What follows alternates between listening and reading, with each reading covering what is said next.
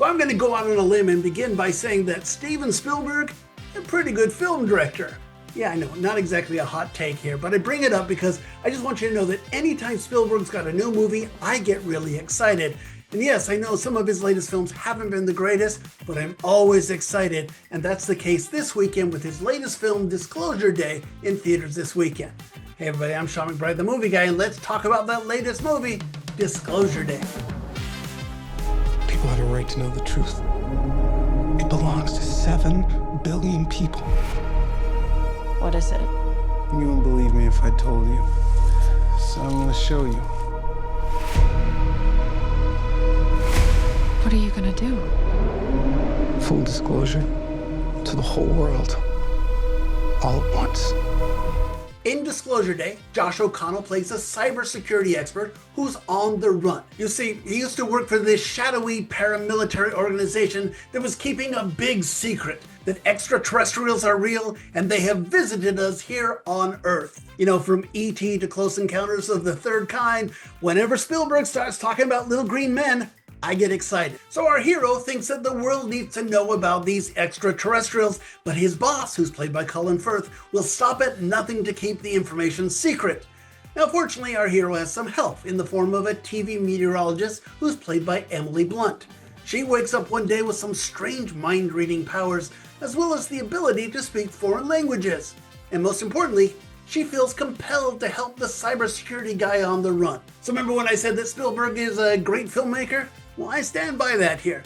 Look, this is a guy who knows what he's doing. He can create some compelling scenes here. Really nice stuff. This film kind of grabbed me right from the get-go. We start off with this compelling thriller. We're not exactly sure what's going on here, and just kind of grabs you and just never lets go.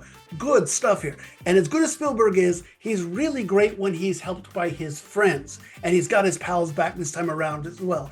Janusz Kaminski, who is his longtime cinematographer, is back. So you know this movie looks great. And John Williams, who I swear retired like 3 times since then, but came out of retirement to make the score for this movie. And look, I'll be honest with you, I don't think it's the greatest John Williams score ever, but even mediocre John Williams music is better than most of the stuff we get. If there is a problem, I think it comes from David Koepp's screenplay. As a screenwriter, I think has written some really nice stuff. I just don't think this one's very good. It's long, it's unfocused, and he brings up these strange ideas but doesn't seem to know what to do with them. For example, how will the world react to finding out that UFOs might be real? And what happens to faith and religion? In a universe where extraterrestrials exist, what does that do to our relationship to God? These are fascinating, meaty subjects here, and he kind of brings them up and then kind of just abandons them. I think the screenplay just doesn't work. Now, I kind of feel the same way about some of the acting here. I think there's some very good performances here, and some that I just didn't think worked that well. But Josh O'Connell, I think, is a very good everyman hero. You know, he's a tall, gangly dude with big ears. He's not one of those Hollywood handsome hunks, and it makes him very accessible, easy to relate to his issues. That's important for someone who may not be a Hollywood handsome hunk, you know, want to see someone that we can identify with. He's a great everyman. And Emily Blunt here, what a great performance. I mean, she is the heart of this movie. She's got so many lines. Many of them are in foreign languages, which she handles with aplomb here. And more importantly, she's got this emotional whiplash of a character here. I mean, she can see into people's souls and find out what's driving them. And she has to go from very empathetic to playing comedy, to playing action, to playing panic attacks, and then all-out crying jags. A really impressive performance here. I really liked Coleman Domingo. I think it's kind of fun to see him in a warm and cozy role. He just plays this with the cardigan. He's a lot of fun to watch here. Eve Houston is okay. She plays the woman who was a former nun, and she's now the girlfriend of our hero here. I think she has some interesting things, but the screenplay kind of lets her down. She's the one that questions our relationship with God and then doesn't have anything to say about it because the screenwriter doesn't have anything to say about her. And the biggest issue for me is Colin Firth as the villain. I think of Colin Firth, I think of Mr. Darcy. I think of genteel, proper Englishman. I don't think of a ruthless bad guy who will stop at nothing, right down to murder, to keep this secret. You know, I just don't think he's the right guy to play this role. And honestly, he just doesn't have the energy, he doesn't have the ruthlessness for this role. I'm sure he's a great actor, he could have done it, but that's not what he's delivering here, and it just doesn't really work well. Okay, now forgive me for this next one, but some of you know that I work for a local TV station in Texas, and this movie ends up with the big finale at a local TV station, this one in Oklahoma City. But it's kind of cool, and so I'm excited to see my industry up on the big screen.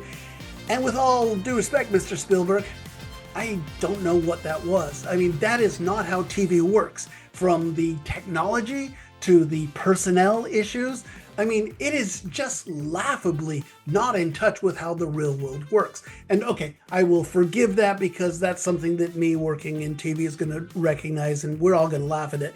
But the bigger issue for me is it's not how the real world works either. Here we have all of our heroes rushing to get this proof on the air so that they can expose this conspiracy theory to the world. And why would you do that? Just post it online. I work in TV. We post stuff online first, and then we worry about getting it on the air. The idea that these heroes didn't consider posting it online, that they would put everyone, including the plans and the fate of humanity, at risk, boy, that is just, seems like you don't understand how the real world works.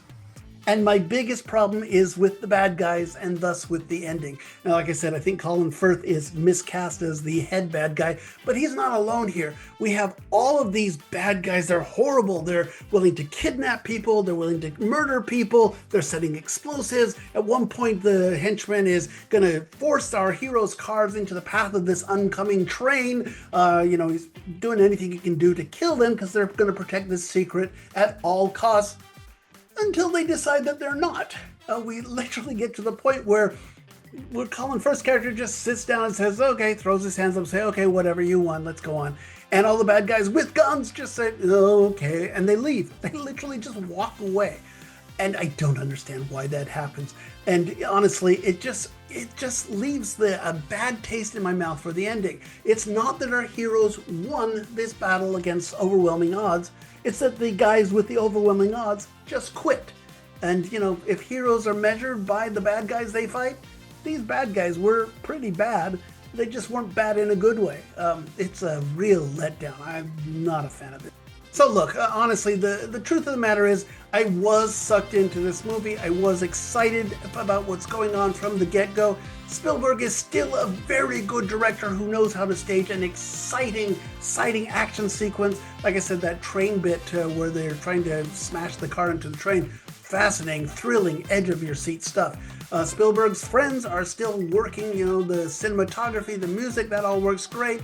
The acting I thought was usually pretty good. The performances that were bad were probably the fault of miscasting or a screenplay that kind of let them down. But for the most part, I think this is exciting stuff. I was compelled by it all the way up into that horrible ending, and then the old ending just let me down.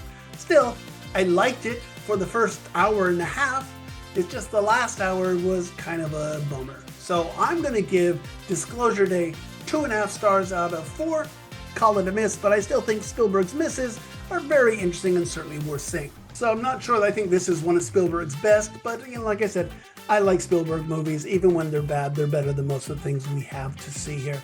And I do think that he is working very well. I just think his screenplay and some of the acting decisions didn't work well for him, although theoretically it's based on a story idea of his, so I guess he is in charge of the screenplay as well. But hey, that's me. I didn't like the screenplay, but what did you think? Did you like that?